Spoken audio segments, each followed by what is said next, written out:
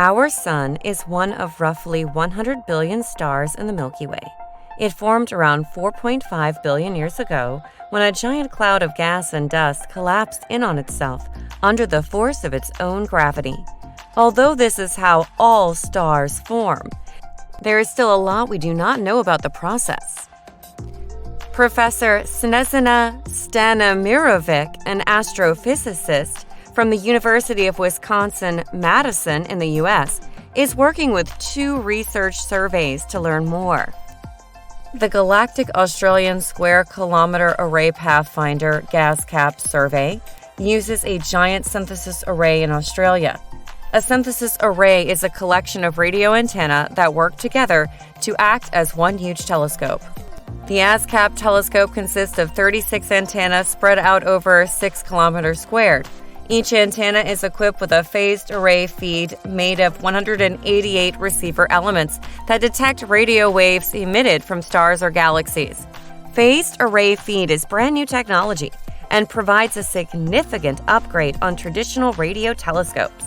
As a result, the ASCAP telescope can capture images of a much higher quality and will allow Snežana to study important physical processes for the first time.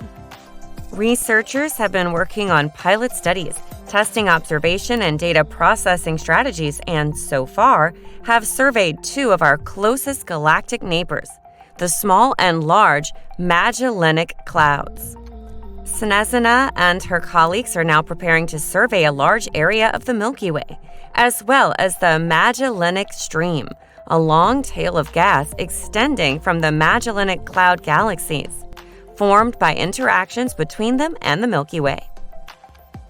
The second survey Snežana is working on is the Local Group L-band survey, LGLBS, using the Carl G. Jansky Very Large Array VLA telescope in New Mexico in the U.S.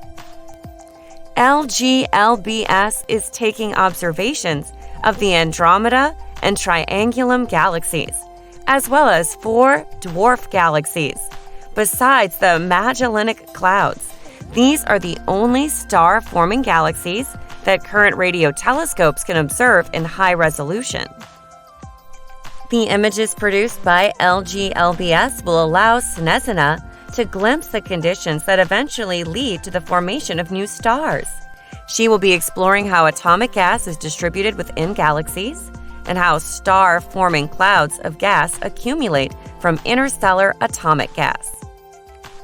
LGLBS will also study radio wave emissions from these galaxies and observe how interstellar gas moves around and interacts with its surroundings.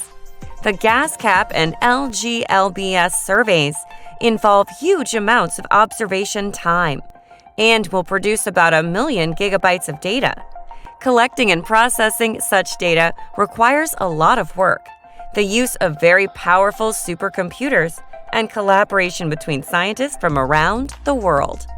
For Snežana and her fellow researchers, there is a lot of fascinating work still to come. What would you explore as an astrophysicist?